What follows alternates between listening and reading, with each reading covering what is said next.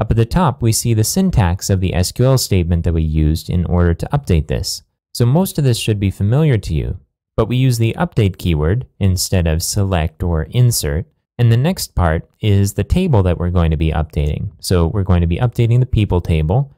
Following that, we'll describe what column names are going to have what values, and then using the where keyword, we'll specify the condition that needs to be met in order to update a record. So in this case, we want to update just one record where the username equals homestar, but if we didn't add this where record, what we'd end up doing is updating every entry in the database, which would be a mistake. So one thing to watch out for when using update queries is to first make sure that you have a backup, and second, make sure that your where statement is accurate.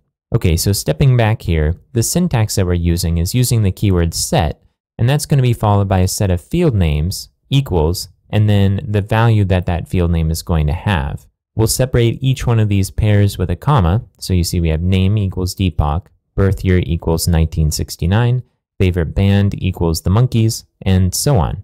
So the syntax here is actually pretty simple.